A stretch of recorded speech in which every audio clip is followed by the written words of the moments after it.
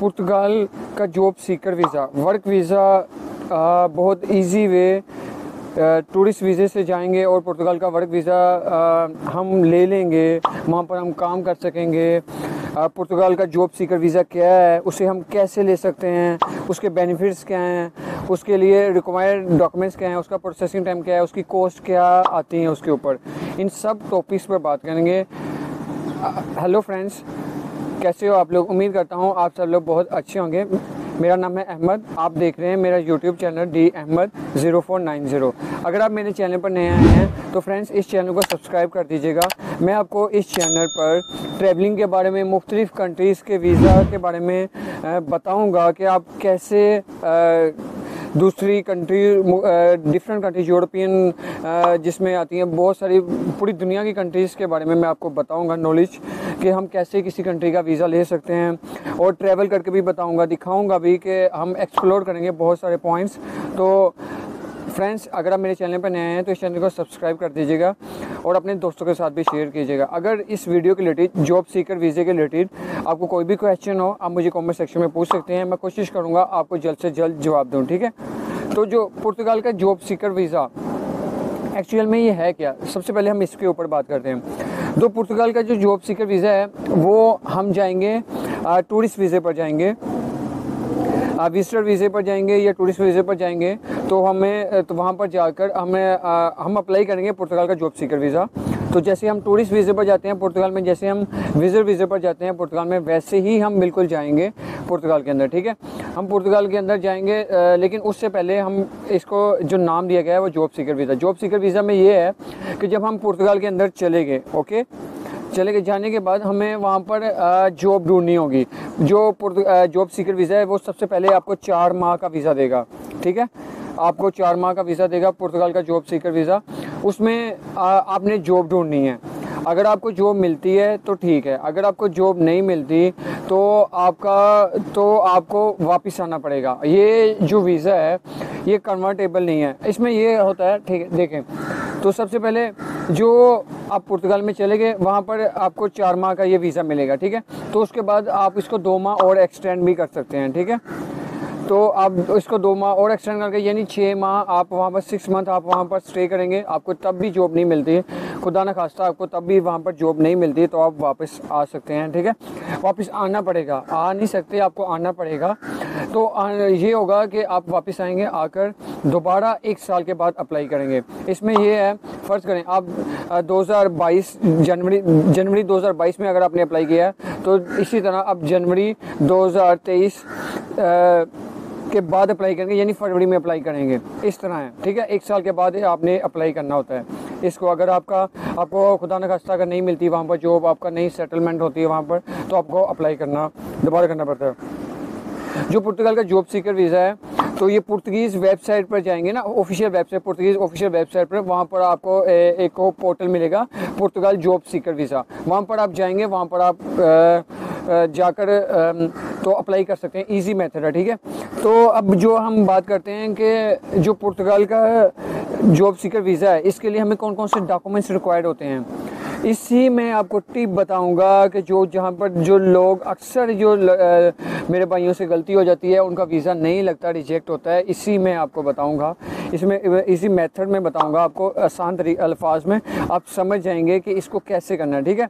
सबसे पहले हम बात करते हैं वीज़ा एप्लीकेशन फॉर्म। ये वीज़ा एप्लीकेशन फॉर्म पुर्तगाल का जॉब सीकर वीज़े की है, ठीक है। ये आपने ऑनलाइन फिल करके उसको डाउनलोड कर लेना है, कॉपी उसकी कर लेनी है, 1-2 कॉपी फल करनी है, 1 कॉपी आपने रखनी है अपने पास, ठीक है। ये हो गया। अब आपने फ़ोटो लेनी है, 2 to 4 फोटोज़ चाहिए होते हैं, लेकिन मोस्टली वो 2 रख लेते होते हैं, 2 आपको वापस कर देते होते हैं। तो आपने क्या करना है, 2 फ़ोटो ले ली पुर्तगाल की, सॉरी अपनी पीछे ले ली आपने 2 पुर्तगाल के वीज़े के लिए, जॉब सीकर वीज़े के लिए। तो वो आपने 2 फ़ोटोज़ लेंगी, आपका वीज़ा एप्लीकेशन फॉर्म हो गया। वीज़ा एप्लीकेशन फॉर्म, फ़ोटो और वैलिड पासपोर्ट। यहाँ पर एक चीज़ बता दूँ आपको, हम लोग करते क्या हैं आप लोग एक चीज़ बता दूँ, तो यहाँ पर एक मैं टिप बताता हूँ, वो ये है कि जो हम पुर्तगाल का वीज़ा अप्लाई करने चाहते हैं, राइट, तो 4 मंथ का वीज़ा देगी, जैसे कि मैंने आपको अभी बोल दिया, पुर्तगीज़ का जॉब सीकर वीज़ा 4 मंथ का जब आपको वीज़ा मिल गया ना, तो जब उसको 2 माह आपने एक्सटेंड भी करवा लिया, तो इसमें ये है अकॉर्डिंग टू पुर्तगीज़ लॉ के मुताबिक, जो उनकी आर्टिकल 77 है जो पुर्तगाल का, ये उसी के आर्टिकल 77 में ही पुर्तगाल का जॉब सीकर वीज़ा आता है। ठीक है, पुर्तगाल का job seeker visa article number 77 में है। तो उसी में एक उन्होंने जो रिक्वायर्ड डॉक्यूमेंट्स में है ना, उसमें एक उन्होंने ये चीज़ बताई हुई है, जो आपका पासपोर्ट है ना, वो आप 6 माह का तो आप वहाँ पर रहोगे, राइट, उससे 3 माह ऊपर होना चाहिए। लेकिन मेरी आपको सजेशन ये है कि जब आप पुर्तगाल का जॉब सीकर वीज़ा अप्लाई करोगे तो आपकी वैलिडिटी होनी चाहिए, जो उसकी एक्सपायरी जो होनी चाहिए 1 साल के बाद की होनी चाहिए, यानी आपका 1 साल पासपोर्ट वैलिड रहना चाहिए। ठीक है, ये हो गया आपका। अब आपने ट्रैवल इंश्योरेंस करानी, नंबर 4 पर आपने ट्रैवल इंश्योरेंस करवानी है। ट्रैवल इंश्योरेंस जो है ना, वो आप 6 माह वहाँ पर होगे, राइट, तो आपने 6 माह की वहाँ पर 4 मंथ का तो वीज़ा होगा, 2 मंथ आपने एक्सटेंड करवा लेने हैं। तो ये जो टाइम में ना, इस 6 मंथ की आपने ट्रैवल इंश्योरेंस करानी है। ये ट्रैवल इंश्योरेंस जो है ना, ये 30,000 यूरो से अप होनी चाहिए। ठीक है, जो 30,000 यूरो है ना, इससे अप होनी चाहिए, इससे कम होगी तो वीज़ा रिजेक्ट होगा। पुर्तगीज़ के जो ऑफिशियल वेबसाइट में उन्होंने क्लियरली ये चीज़ लिखी हुई है कि आपका वीज़ा रिजेक्ट हो जाएगा, आपको वीज़ा नहीं मिलेगा अगर आप जो पुर्तगाल के जो उन्होंने अकॉर्डिंग टू उन्होंने अपनी दी हुई है ना, अपने टर्म्स एंड कंडीशन दी हुई हैं, तो उसके मुताबिक आपको ही अप्लाई करना पड़ेगा। ठीक है, 30,000 से अबव कर ली। अब जो आपको चाहिए जो वो है क्रिमिनल सर्टिफिकेट, जिसे हम आम लैंग्वेज में पुलिस सर्टिफिकेट भी बोलते हैं, राइट। नंबर 5 पर पुलिस सर्टिफिकेट। आपने पुलिस सर्टिफिकेट लेना है, अपने जिस कंट्री से हैं, इंडिया से हैं, बांग्लादेश से हैं, नेपाल से हैं, श्रीलंका से हैं, किसी भी कंट्री से हैं, आपने पुलिस सर्टिफिकेट लेना है। पुलिस सर्टिफिकेट ले लिया, उसके बाद आपने अपनी बैंक स्टेटमेंट तैयार करनी है। यहाँ पर एक चीज़ बता दूँ आपको, जो एक टिप जो पुर्तगीज़ की ऑफिशियल वेबसाइट में जो उन्होंने लिखी हुई है, मैं आपको बता देता हूँ।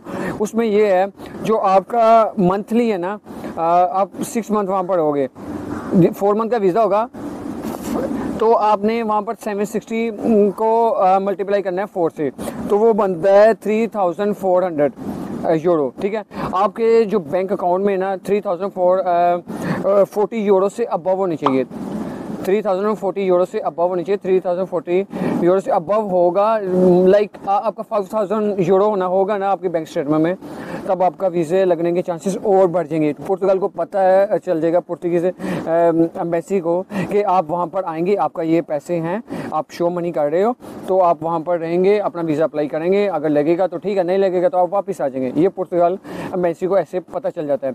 अब इसमें एक चीज़ और बता दूँ, जो मैंने आपको अभी बोला टिप का, वो ये है कि जब आप पुर्तगाल का अप्लाई करोगे ना, तो अगर आपका कोई पुर्तगाल के दोस्त, आपका रिलेटिव, फैमिली भी वहाँ पर रहता है ना, आप उसकी भी बैंक स्टेटमेंट लगा सकते हो। उसको शो करके उसका एक आपने एक रिस्पॉन्सिबिलिटी का एक लेटर होता है, वो आपने उससे फिल करवा लेना एक लॉयर के ज़रिए। तो वो लेने के बाद आपने वो जो है ना, वो अपने साथ डॉक्यूमेंट अटैच करने के, ये मेरा खर्चा उठाएगा, ये मेरी सारी रिस्पॉन्सिबिलिटी लेगा, मेरे रहने का, ये मेरे जो वहाँ पर है, तो ये सारा मेरा खर्चा उठाएगा, खाने वगैरह का। तो ये हो गया। अब इसमें जो स्पेसिफिक डॉक्यूमेंट्स हैं, हम उसके ऊपर बात करते हैं। जो स्पेसिफिक डॉक्यूमेंट्स है, उसमें ये आता है declaration including condition of plane state.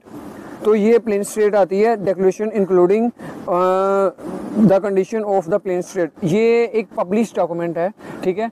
तो ये पब्लिश डॉक्यूमेंट, एक और डॉक्यूमेंट्स है इसके साथ में, आपको बता दूं पहले, तो उसको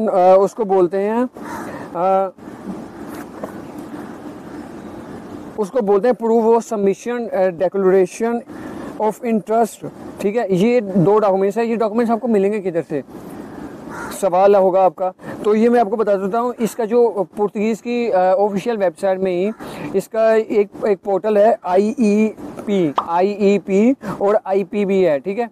तो इसमें जाएंगे आप इसमें अपना डॉक्यूमेंट्स आप अपना सबमिट करेंगे, उसको डाउनलोड करेंगे, ठीक है। तो सबमिट जब आपको उसको डाउनलोड करेंगे फॉर्म को, उसके ऊपर आपने अपने सिग्नेचर करने होते हैं, ठीक है। तो आपने वहाँ पर अपने सिग्नेचर करेंगे, तो वो जो EOI स्पेशल ऑफ इंटरेस्ट आपने सिग्नेचर करने के बाद स्पेशल ऑफ EOI की आपने इंटरेस्ट आपने जमा करवा देनी है। वो करवाने के बाद आपको जो आपका जो उसके बाद ये सारे डॉक्यूमेंट्स ले लेने आपने 6-7 लेने के बाद आपने पुर्तगाल की एम्बेसी से अपॉइंटमेंट बुक करनी है ऑनलाइन। अपॉइंटमेंट ऑनलाइन बुक करनी है जब आपका अपॉइंटमेंट का दिन होगा। आपने ये सारे डॉक्यूमेंट्स जो मैंने अभी आपको बताए, valid passport, photos, police certificate, आपका जो मैंने जो अभी लास्ट में 2 बताए हैं पॉइंट्स, तो वो, और आपका बैंक स्टेटमेंट अगर वहाँ पर है तो ठीक, नहीं है तो वो भी ठीक है, आपने अटैच करने के बाद आपने इसके वीज़े के लिए आपने अप्लाई कर देना है पुर्तगाल की एम्बेसी में, ठीक है।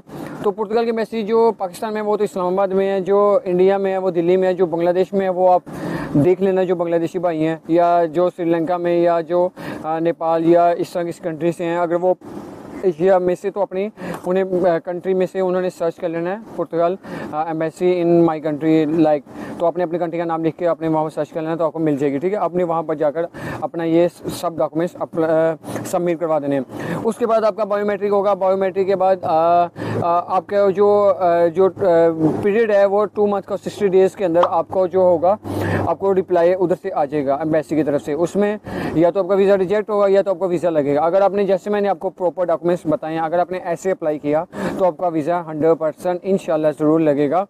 तो लेने के बाद अब ये है, आपने इसको आसान नहीं समझना, आपने समझना है कि ये बहुत इजी है कि हम इजीली ले सकते हैं, ये इतना आसान नहीं है। देखें, अगर इतना आसान होता तो एशिया में से पाकिस्तान, इंडिया, बांग्लादेश में से आधा तो काफ़ी ज़्यादा लोग तो चले जा चुके होते, ठीक है।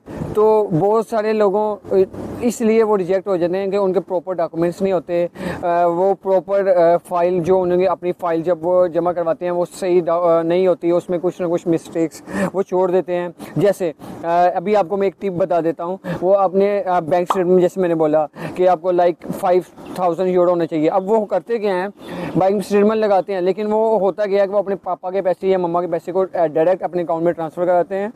तो कराने के बाद तो वो ये होता है, या उनके अकाउंट से लेते हैं तो वो एकदम उन्हें, यानी जब आपको गवर्नमेंट को पता, पुर्तगीज़ एम्बेसी को जब पता चल जाएगा ना कि ये इसने पैसा किसी से उधार लिया है, जैसे इसको मैं वीज़ा दूंगी तो ये अपना पैसे उसको वापस कर दे, ये सिर्फ मुझे शो कर रहा है। बैंक स्टेटमेंट एक प्रॉपर होनी चाहिए, प्रॉपर कैसे बननी चाहिए, मैंने उसके ऊपर भी वीडियो बनाई हुई है, तो आपने वो वीडियो को देख लेना। मैं उस वीडियो का लिंक भी आपको आई बटन पर भी नज़र आ रहा होगा, और आपको उस वीडियो का लिंक भी आपको मैं डिस्क्रिप्शन में भी डाल दूंगा, आप जाकर वहाँ भी देख सकते हैं, ठीक है।